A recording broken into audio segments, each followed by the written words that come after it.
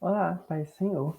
No vídeo de hoje, na série de vídeos de apoio do quarto trimestre da Escola Bíblica de 2021, nós vamos conversar sobre o que é a gincana e o que é proposto nessa gincana. Primeiro, nós vamos conhecer o tipo de gincana que nós estamos realizando, que é um estudo de caso. Depois do estudo de caso, nós vamos conhecer tópico a tópico o que nós precisamos fazer para que a nossa atividade ela seja a mais perfeita possível. Então, como nós falamos, no vídeo de hoje nós vamos explicar sobre o que é a gincana. Todos vocês receberam um PDF falando sobre o que vai ser a nossa gincana, mostrando o texto que nós vamos fazer, as perguntas que nós devemos responder, e aquilo se caracteriza como um estudo de caso. Então, para começar, o estudo de caso ele também é chamado de case e é uma pesquisa ampla e profunda de um ou de poucos objetos de estudo que permitem um conhecimento amplo e detalhado de uma temática. O que isso quer dizer? O estudo de caso ele vai te dar um tema, nesse caso, no nosso caso, é sobre a vida do apóstolo Paulo e tudo que permeia a sua volta, como a missiologia, a grande comissão e vários outros temas que a gente vai falar daqui a pouquinho. Então, o estudo de caso ele vai nos dar um tema e através desse tema nós vamos nos aprofundar nele, para que passemos a conhecer cada vez mais sobre aquilo. Então, o objetivo do estudo de caso é servir de base e referência para o estudo e investigações de outras pessoas sobre a mesma temática. Isso significa que o estudo de caso a gente não precisa inventar da nossa cabeça. Nós podemos pesquisar para o estudo de caso através de filmes, através de séries, através de livros, através de notícias, de várias coisas. Então, isso já é uma dica. Não foque o seu estudo de caso apenas na revista, mas busque por outros meios, porque isso vai complementar a sua aprendizagem. Agora, nós vamos assistir um pequeno vídeo da Faculdade Uninter, onde é explicado o que significa um estudo de caso. Porém, esse vídeo ele foi criado para uso interno da faculdade. Por isso, alguns termos que vão ser falados, como polo de apoio presencial, ambiente virtual de aprendizagem, são direcionados para os alunos dessa faculdade.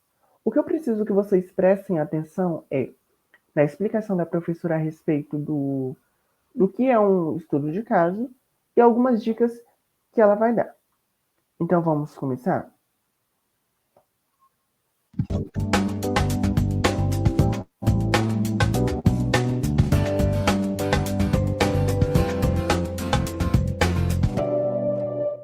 Olá, alunos! Olá, tutores! Então, eu sou a professora Deisely, sou a responsável pelo Núcleo de Práticas aqui da Escola Superior de Educação e estou aqui para conversar um pouquinho com vocês sobre uma atividade prática e avaliativa que nós temos em nossos cursos, que é o estudo de caso.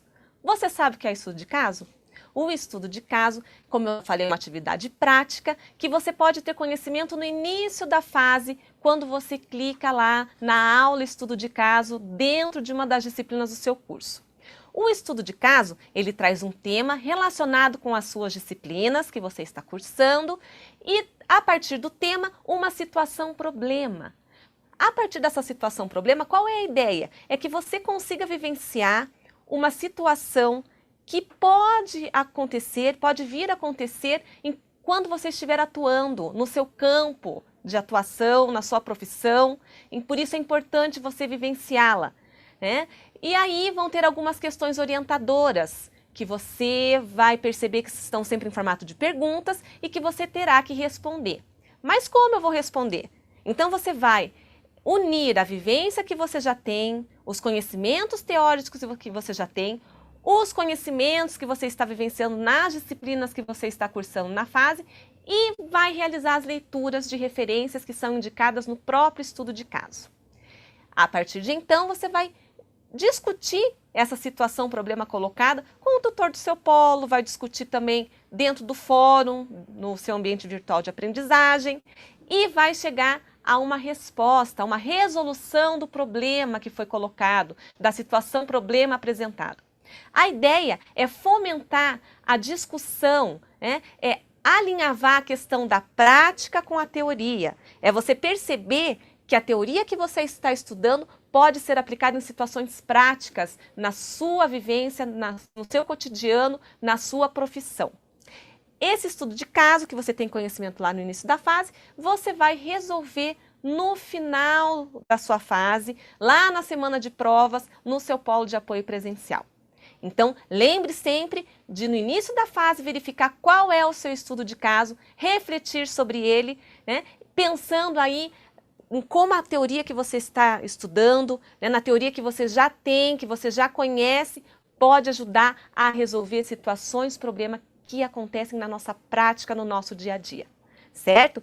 Conto com vocês para realizar a leitura dos materiais e para ter aí muito sucesso na resolução do seu estudo de caso. Um abraço para você.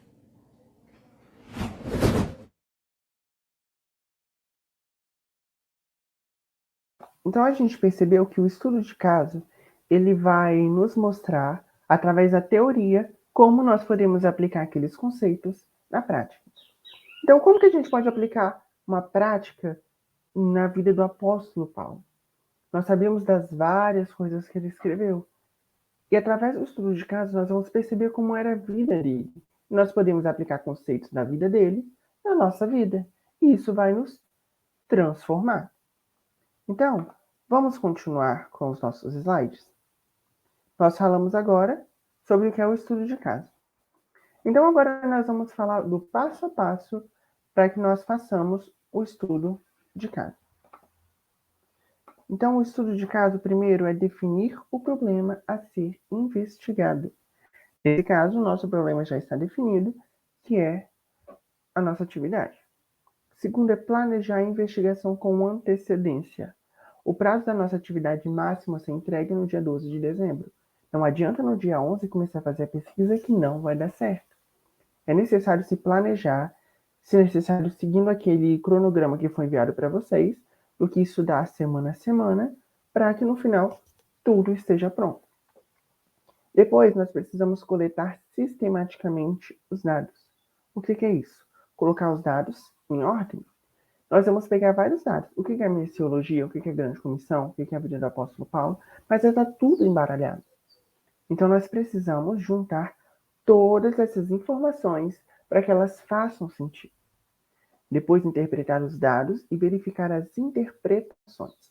O que é isso? Nós vamos pegar todos os dados, depois que eles estiverem em ordem, e vamos interpretar. E falar, isso é tão importante que eu preciso aplicar na minha vida? Vamos ver as interpretações. Será que todas as pessoas acreditam que isso é desse jeito? Ou existem várias outras formas da gente falar de um mesmo tema? Então, o estudo de caso é isso, é pesquisar as várias correntes teóricas, várias correntes que pessoas acreditam sobre um único tema. Depois é divulgar os resultados, que é quando nós estaremos entregando a nossa atividade. Então, o que nós vamos pesquisar nessa gincana? Primeiro, nós vamos pesquisar a vida do apóstolo Paulo, que é a coisa principal dessa lição da Escola Bíblica. Depois de pesquisarmos a vida do apóstolo Paulo, nós vamos pesquisar o contexto histórico da vida dele. Então, a vida dele é quem ele era, onde ele nasceu, quantos anos ele tinha, qual era o ministério dele, esse tipo de coisa. Já o contexto histórico é o que acontecia no momento em que ele vivia. Por exemplo, o nosso contexto histórico hoje é a pandemia do novo coronavírus. Porém, na vida do apóstolo Paulo, o que mais acontecia das perseguições era por causa do império. Mas nós vamos tratar sobre isso em vídeos mais para frente. Mas só para vocês entenderem, o contexto histórico é o que acontecia na vida dele enquanto ele vivia. Depois nós vamos tratar da missiologia.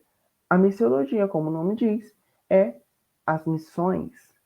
Depois nós vamos entender o surgimento da igreja, como através de várias perseguições, vários conflitos, a igreja surgiu. Vamos também entender a pós-modernidade. A pós-modernidade é um tema que causa muita confusão nos dias de hoje e que está dentro das igrejas e que muitas pessoas não percebem, através do relativismo e do pluralismo, que nós também vamos conversar depois. Vamos falar sobre a grande comissão, que está em Mateus nos capítulos 28 e vai falar sobre algo que Jesus nos manda fazer, que é ir e fazer discípulos a todo mundo. E por último, nós vamos estudar sobre as práticas pastorais em ministério. O que significa isso? Nós sabemos que os pastores eles têm um trabalho enorme para cuidar das pessoas. Mas como que nós podemos aplicar a missiologia, a pós-modernidade, o surgimento da igreja dentro do nosso ministério? Por isso que através das práticas pastorais nós vamos entender como pôr isso em prática. Claro, vão ter vídeos de apoio também para cada tema, de modo individual. Então, continuando, esse é o nosso estudo de caso. Você que não leu ainda, eu peço que você pause o vídeo, leia, para que nós continuemos a nossa discussão acerca do nosso estudo.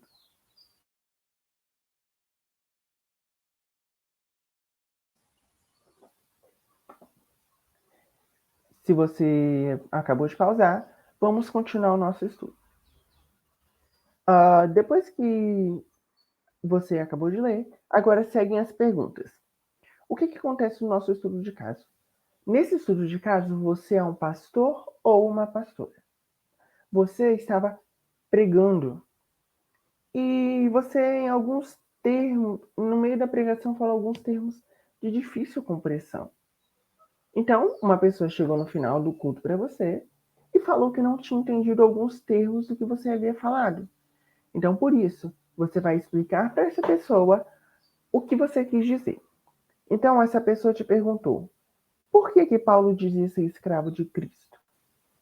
Quais são outras estratégias que podemos adotar para fazer discípulos além da dita na pregação? Então, lembra que na pregação a gente falou que a palavra e o ensino são grandes meios de fazer discípulos? Mas além da palavra e do ensino, que outras estratégias nós podemos usar para fazer discípulos? O que é a grande comissão? E o que é o período pós-moderno para a teologia? Nesse tópico, eu peço que vocês tomem cuidado para, na hora de pesquisar, realmente colocar o que é período pós-moderno para a teologia. Se vocês colocarem no Google apenas pós-modernidade, vai aparecer vários outros conceitos, principalmente para filosofia, que não cabem ao nosso estudo de agora. Então, pesquisem pós-modernidade para teologia, que aí sim ele vai dar o termo que nós queremos estudar. Por último, o que é o pluralismo e o relativismo de fé e quais estratégias nós podemos usar para evitá-las. Então, o que vocês têm que fazer? Através daquela parte da pregação que você fez, a pessoa fez essa série de questões e vocês têm que responder essas questões em formato de texto, com no mínimo 10 e no máximo 40 linhas. Mas, no mínimo 10 linhas para responder tudo isso é quase impossível de responder. Então, o máximo que pode chegar é 40 linhas. Continuando, essas são as instruções da atividade. O que vai ser avaliado na nossa atividade? Vai ser avaliado o seu domínio sobre os temas contexto histórico do apóstolo Paulo, missiologia, período pós-moderno e suas características e estratégias pastorais para o desenvolvimento do ministério. Então, vai ser avaliado se você realmente estudou sobre esses temas de acordo com a maneira que você escrever no seu trabalho. Então, essa atividade ela também pode ser realizada em grupo ou individualmente. Todos os grupos já estão definidos, então esse caso já está completo. Ela também pode ser impressa ou escrita à mão. No caso da impressa, se não quiser imprimir, não tem problema. Pode me enviar digitalizado em PDF, no formato de Word, não tem problema. Do formato que vocês acharem melhor, vocês podem me enviar. Então, as atividades que apresentarem plágios, ou seja, serem copiadas integralmente da internet, não serão aceitas. Uma das coisas que mais acontecem hoje é o plágio. Uma pessoa fez uma pesquisa, eu achei interessante aquela pesquisa, eu vou lá e copio integralmente a fala daquela pessoa. Isso só demonstra que você não estudou, porque você não vai ter a sua própria ideia. Então, o plágio é isso, pegar a ideia de uma pessoa inteira e copiar. Lembrando, se você pesquisar em 10 sites sobre um tema, você pode fazer um resumo de cada um. Porque isso daí vai ser o que você pesquisou mais a sua ideia. Mas pegar integralmente o texto e não mudar absolutamente nada é considerado plágio. Se um trabalho desse se for identificado um trabalho desse plágio, nem para correção ele irá. Então, o trabalho ele pode conter no mínimo 2 referências, sendo uma obrigatoriamente a Bíblia. Por ser um trabalho eclesiástico, um trabalho da igreja, obrigatoriamente nós temos que usar a Bíblia. Não tem como a gente inventar coisas da nossa cabeça. Então, de 2 referências, uma precisa ser a Bíblia. Já a outra pode ser de qualquer site, de qualquer livro, notícia, filme, etc., o que vocês quiserem. Geralmente, um trabalho tem muito mais do que 2 referências, mas 2 são obrigatórias, sendo uma obrigatoriamente a Bíblia. Também a escrita será avaliada. Busque escrever seguindo os critérios da norma culta. A norma culta, também chamada de gramática normativa, é a gramática que nós aprendemos na escola. Vai ser feito um vídeo também para explicar sobre essas coisas que devem ser evitadas, mas desde já eu quero dizer que o que deve ser evitado é o gerúndio, o adjunto nominal, adjunto verbal, por exemplo, falar frases como irá pular, irá correr. Isso é errado segundo a gramática normativa. O certo é pulará, correrá, evitar frases com gerúndio que terminam em NDO, por exemplo, pulando, correndo, gritando, porque isso dá sentido de uma coisa que está inacabada. E o nosso trabalho não está inacabado. Nosso trabalho, no final, ele vai estar totalmente finalizado. Mas isso vai ser explicado em outros vídeos. Também o trabalho pode ser realizado em tópicos ou como texto corrido. Você pode pegar, por exemplo, o que é a grande comissão? Escrever embaixo. O que é o pluralismo? Escrever embaixo. Fazer em tópicos. Ou, se você quiser, pode fazer um texto corrido em parágrafos no jeito que você achar melhor. Então, assista aos vídeos de ajuda e tire todas as dúvidas antes do fim do prazo. Assista aos vídeos quantas vezes forem necessárias, tire todas as dúvidas e qualquer dúvida, entre em contato comigo em qualquer momento antes do fim do prazo. Eu vou estar à disposição para ajudar vocês. Então, os objetivos da atividade é capacitar vocês para pesquisa, para principais temas teológicos, desenvolver a escrita e a leitura. Por quê? Porque através da escola bíblica nós formaremos professores, formaremos pregadores, e isso é o básico que um pregador e um professor precisam saber fazer, escrever e ler. Então, através desses trabalhos, nós vamos direcionar vocês a como fazer isso, para que quando vocês precisarem fazer um estudo ou uma pregação, já saibam disso. Então, essas são as referências desse slide que eu utilizei, caso vocês queiram ler de onde foi tirada algumas informações desses slides. Por fim, eu gostaria de dizer que esse é apenas o primeiro vídeo da nossa série de vídeos. No próximo vídeo nós vamos tratar sobre o que é uma metodologia ativa. O que é isso? É a forma que essa gincana é feita. Você percebeu que não é o professor que vai te dar o que você tem que fazer, mas é você mesmo que tem que buscar? Isso é uma metodologia ativa. E nós vamos descobrir no próximo vídeo. Eu espero que você tenha entendido.